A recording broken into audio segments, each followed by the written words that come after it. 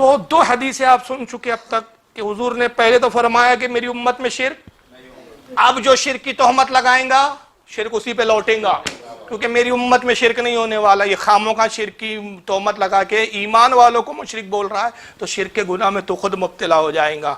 لیکن یہاں پر ایک مسئلہ کیا ہو جاتا ہے کہ پھر وہابیہ کچھ ایسی حدیثیں آپ کے سامنے پیش کر دیتے ہیں کہ جس میں شرک کا بھی لفظ آیا ہے اور حضور کی اس امت کے ہی تعلق سے آیا ہے. کہتے تھے کہ یہ حدیث میں آیا ہے کہ حضور کہتے ہیں میری امت پہ یہ شرک ہوگا، یہ شرک ہوگا، یہ شرک، یہ شرک، یہ شرک. تو پھر بخاری کی اس حدیث کا کیا جواب؟ تو کہتے ہیں نہیں صاحب، اس سے مراد یہ ہے. پھر یہاں تشریح کرنے لگتے ہیں، قیاس کرنے لگتے ہیں.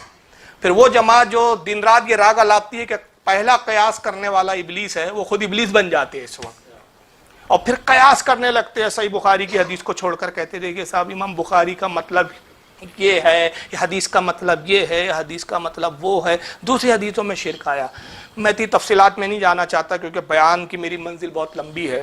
میں مختصر ایک بات عرض کر دیتا ہوں کہ بے شک کچھ حدیثیں آئی ہے جس میں شرک کے الفاظ آئے ہیں. حضور نے کہا میری امت میں یہ شرک ہوگا، لیکن اہل علم ان حدیثوں کو جب پڑھتے ہیں تو سمجھ لیتے ہیں کہ یہاں شرک جب آیا ہے تو اس سے مراد کیا ہے. اور جاہل جب پڑھنے بیٹھتا ہے، جس کا نام صرف اہل حدیث ہوتا ہے لیکن حقیقت میں وہ کیا ہوتا ہے؟ جاہل ہوتا ہے. تو وہ شرک لفظ دیکھ کے سمجھتا ہے کہ دیکھو صاحب اس امت میں شرک ہوگا، تو گویا میں اب سنیوں کو اور مسلمانوں کو مشرک کہہ رہا ہوں تو حدیث کے مطابق کہہ رہا ہوں. حالانکہ ان بیچاروں کو یہ نہیں پتا ہوتا ہے کہ شرک کی اصل میں دو قسمیں ہیں. ایک ہوتی ہے شرک خفی اور دوسرا ہوتا ہے شرک جلی. اس کو یوں سمجھ لیں، شرک جلی یعنی کھلا ہوا شرک، جیسے بت کو پوجنا، ایک خدا کے علاوہ دو خدا کا تصور کر لینا، کسی بت کی عبادت کرنا، اللہ کے علاوہ کسی کو معبود حقیقی سمجھنا، اللہ کے علاوہ کسی اور کو معبود جان کر سجدہ کرنا، اس کی عبادت کرنا، یہ جو ہوتا ہے یہ شرک جلی ہوتا ہے. یہ کھلا ہوا شرک. اس کو دوسرے لفظوں میں شرک اکبر بھی کہا جاتا ہے. شرک اکبر بھی کہا جاتا ہے. دوسرا ہوتا ہے شرک خفی. شرک خفی وہ ہوتا ہے کہ جس سے آدمی مشرک نہیں ہوتا، جس سے آدمی اسلام سے خارج نہیں ہوتا، وہ حرام ہوتا ہے، گناہگار ہوتا ہے آدمی اس کام سے، اس کو شرک اصغر کہتے ہیں. اب جیسے ریاکاری کرنا، یہ شرک اصغر ہے. ریاکاری میں گناہ ہوتا ہے آدمی پہ لیکن وہ اسلام سے خارج نہیں ہوتا. دکھاوا کرنا، دکھاوے کے لیے کسی کے سامنے عبادت کرنا، کسی کے سامنے اپنے آپ کو پارسا ظاہر کرنا، یہ اس طرح کے بہت سارے افعال ہوتے ہیں. دکھاوے کے لیے سخاوت کرنا، یہ جو ہے یہ گناہ ہے لیکن یہ کرنے سے آدمی اسلام سے خارج نہیں ہوتا. یہ ہوتا ہے شرک خفی یا شرک اصغر. لیکن وہابیہ کیا کرتے ہیں، وہ حدیثیں جہاں ریاکاری کے بارے میں شرک کے الفاظ آئے ہیں اس کو وہ اصل شرک سمجھ کے بیچارے شرک کے فتوے ٹھوک دیتے ہیں. اب میں ایک ایسی حدیث واضح یہاں سامنے پیش کر دیتا ہوں کہ آقا نے خود اس میں شرک اصغر اور شرک اکبر کی امتیاز کو واضح کر دیا. چنانچہ اس وقت میرے ہاتھ میں یہ سنن ابن ماجہ ہے. یہ کیا ہے؟ سنن ابن ماجہ دارالسلام سے ہی چھپی ہوئی ہے، انہی کے گھر سے چھپی ہوئی ہے. سنن ابن ماجہ کتاب الزہد ہے، اور کتاب الزہد باب الریائی والسمعہ، یعنی ریاکاری اور شہرت پسندی کا بیان. حدیث نمبر 4205. امام ابن ماجہ نقل کرتے ہوئے کہتے ہیں ان شداد ابن اوس قال قال رسول اللہ صلی اللہ علیہ وسلم ان اخوف ما تخوف علی امت الاشراق. دیکھیں لفظ شرک آیا یہاں پر، بس یہ لفظ شرک دیکھا دوڑ پڑے گا. آپ دیکھیے شرک تو ہوگا اس امت میں. ایسی کئی حدیثیں، میں صرف یہ ایک مثال دے رہا ہوں. حضرت شداد بن اوس رضی اللہ تعالیٰ عنہ روایت کرتے ہیں، صحابی رسول کہتے ہیں کہ اللہ کے رسول صلی اللہ تعالی وسلم نے ارشاد فرمایا کہ مجھے اپنی امت کے بارے میں سب سے زیادہ شرک کا اندیشہ ہے. کہ بس ہو گیا. دیکھیے حضور نے تو کہا نا شرک ہوگا، تو فاروق رضوی صاحب بریلوی لوگ کیسے کہتے ہیں کہ شرک ہی نہیں ہوگا اس امت میں؟ شرک تو ہوگا صاحب. اور تم قبر پوجتے ہو اس لیے مشرک ہو. حالانکہ ہم قبر کو پوجتے نہیں، ہم قبر کو چوم لیا کرتے، حالانکہ وہ بھی علماء اس کے ہمارے منع کرتے ہیں. تم قبر کو سجدہ کرتے ہو، ہم قبر کو سجدہ نہیں کرتے.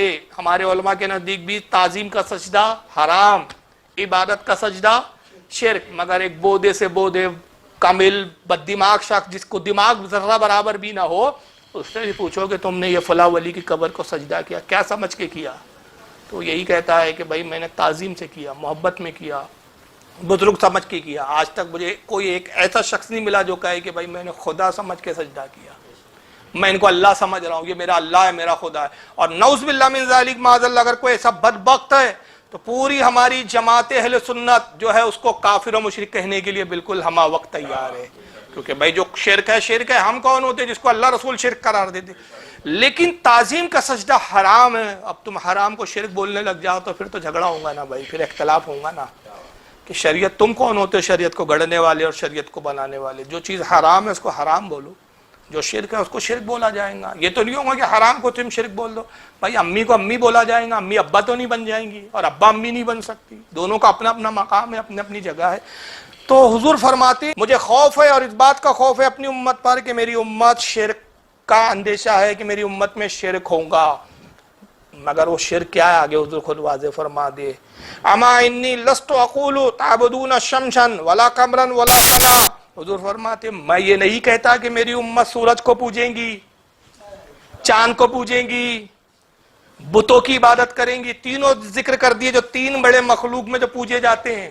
لوگ سورج کو سوریہ دیوتا کہتے ہیں، چندر دیوتا کہتے ہیں اور بتوں کو پوجتے ہیں، حضور نے تینوں کا ذکر کر دیا، فرمایا کہ میں یہ نہیں کہتا کہ میری امت جو ہے سورج کو پوجیں گی، میں نہیں کہتا کہ میری امت اب چاند کو پوجیں گی، میں نہیں کہتا کہ میری امت بتوں کو پوجنے لگیں گی، بلکہ کیا ہوگا وَلَكِنْ عَمَلًا غَيْرِ اللَّهِ، ہاں یہ شرک ہوگا میری امت میں کہ وہ دکھاوے کے لیے غیروں کو دکھانے کے لیے اللہ کے علاوہ جو ہے دوسروں کو دکھانے کے لیے عمل کریں گی، وَشَهْوَةً خَفِيًّا، اور ان میں خفیہ شہوت ہوں گی، یعنی شہوت کی طرف جو وہ راغب ہوں گی، اور آج دیکھ رہے ہیں ہم زمانے میں شہوت کا غلبہ ہے لوگوں میں۔ حضور کہتے ہیں وہ شرک کون سا ہے جس کا اندیشہ ہے مجھے میری امت میں؟ دکھاوے کا عمل، ایسے اعمال کریں گے جس میں دکھاوا کریں گی، وہ لوگوں کو ریاکاری تو یہاں حضور نے ریاکاری کو جو ہے وہ شرک فرمایا، اور یہ شرک کون سا ہے؟ شرک اصغر ہے، اس سے کافر نہیں ہوتا، اس سے اسلام سے خارج نہیں ہوتا، اس سے مشرک نہیں ہوتا۔ تو اس حدیث میں واضح کر دیا کہ بتوں کو پوجنا شرک اکبر ہے، جس کو شرک جلی کہا گیا، چاند کو پوجنا شرک جلی ہے، کسی اور کی عبادت کرنا شرک جلی ہے۔ میری امت اب یہ نہیں کرے گی، عبادت نہیں کرے گی۔ کہ یہ بتاؤ تم کہتے ہو کہ قبر پوجوا، نبی کہہ رہے پوجا ہوں گی ہی نہیں میری امت میں، اور تو نے قبر پوجوائی ورڈ استعمال کر لیا، تو تیری بات صحیح ہے کہ رسول اللہ کی بات صحیح ہے؟ تو زیادہ جانتا ہے رسول اللہ کی امت کے بارے میں کہ رسول اللہ صلی اللہ تعالی علیہ وسلم زیادہ جانتے ہیں؟ تو اس حدیث کو امام احمد بھی لائے اپنی مسند میں، امام ابن ماجہ کے الفاظ میں میں نے حدیث سنائی تھی، امام احمد اپنی مسند احمد میں لائے حدیث نمبر 17120 کے تحت، امام طبرانی نے بھی اس کو نقل کیا معجم الکبیر جلد نمبر 7 صفحہ 341 حدیث نمبر 7144 کے تحت، اس کو امام حاکم لائے ہیں المستدرک کے اندر جلد 4 صفحہ 366 حدیث نمبر 7940 کے تحت، اس کو امام ابو نعیم نے حلیۃ الاولیاء میں نقل کیا جلد 1 صفحہ 268 کے تحت، اس کو امام بہقی شعب الایمان میں لائے ہیں جلد 5 صفحہ 333 حدیث نمبر 6830 کے تحت، امام دہلوی نے اس کو مسند الفردوس میں نقل کیا جلد نمبر 1 صفحہ 265 حدیث نمبر 821، امام جلال الدین سیوطی اس کو اپنی کتاب الجامع الصغیر حدیث نمبر 2193 پہ لائے ہیں، اس کو امام مناوی نے بھی نقل کیا اپنی کتاب فیض القدیر جلد 2 صفحہ 531۔